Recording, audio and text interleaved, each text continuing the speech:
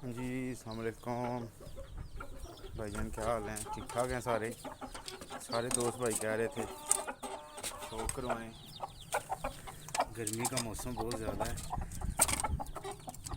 ये देखें, ये मुर्गा बच्चा तैयार किया था मैंने माशाल्लाह। ये इधर चिक्स निकलवाए हैं। गर्मी बड़ी है, अभी आए हैं। मैंने सोचा भाई को शौक करवाएं थोड़ा सा चिक्स का।